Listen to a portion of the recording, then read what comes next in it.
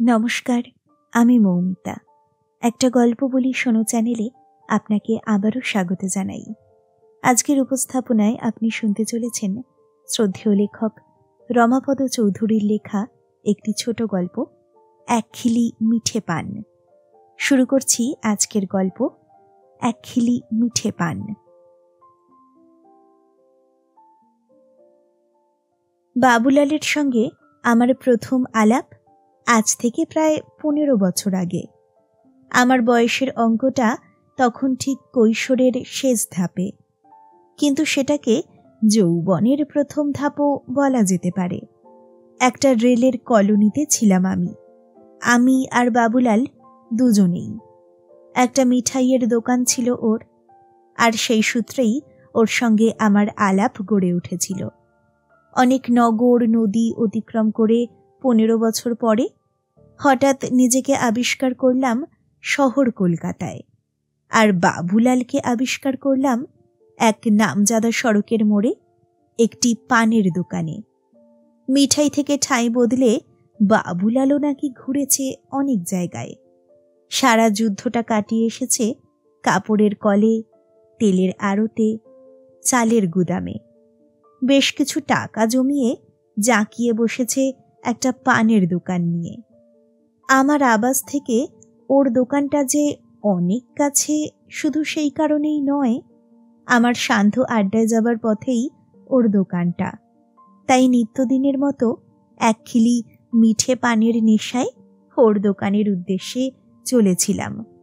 হাতে ছিল একটা না ধরানো সিগারেট, পকেটে একটি ডবল পয়সা, একখিলি মিঠে পানের দাম। বাবুলালের দোকান থেকে একটি মিঠে পান কিনে মুখে পুড়ে, তারপর তারই দোকানের দড়িতে সিগারেটে অগ্নিসংযোগ করে সান্ধ্য আড্ডার দিকে পা চালাবো, এই ছিল ইচ্ছে।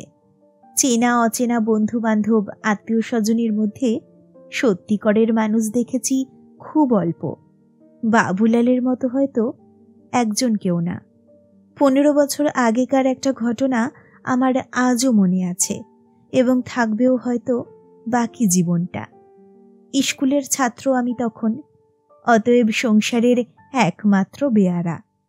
কি যেন একটা পুজোর দিন আমাকে আসতে হলো বাবুলালের দোকানে 5 শিকের সন্দেশ কিনে নিয়ে যাবার জন্যে।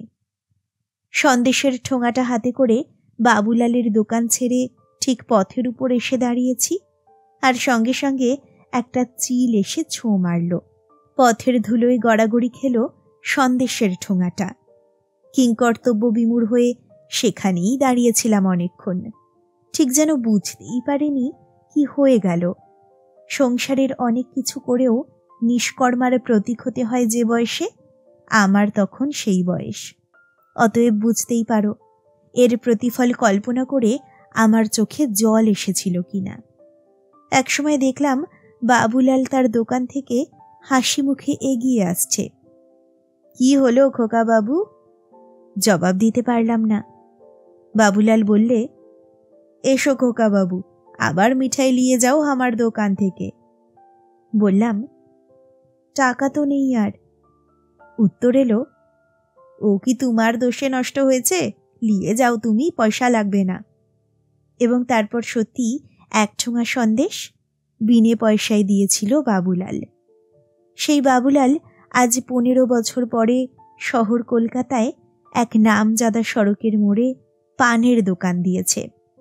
একমাত্র সম্বল ডবল পয়সাটা বাবুলালের হাতে দিয়ে বললাম, একখিলি মিঠে পান। সযত্নে পানটা সেজে একটু সুগন্ধি সংযোগ করে আমার হাতে দিতে গেল বাবুলাল। পাশাপাশি লোকের ভিড়ে হাতটা নড়ে যেতেই পানটা নিচে পড়ে গেল। পানটা হাত থেকে পড়ে যাওয়ার জন্য দায়ী কে ঠিক বুঝতে পারলাম না। আমার নিজেরও দোষ হতে পারে বাবুলালের। আমি মুখ তুলে বাবুলালের দিকে তাকালাম। বাবুলালও তাকালো মাটিতে পড়া পানটার দিকে। তারপর যথারীতি পান সেজে অন্যান্য খদ্দেরদের দিকে মনোযোগ দিলে। কিছুক্ষণ অপেক্ষা করলাম আমি। না, বাবুলালের কোনো ভ্রুক্ষেপ নেই এদিকে। অকারণে একবার পকেট হাতড়ালাম। তারপর ধীরে ধীরে আড্ডার পথ ধরলাম।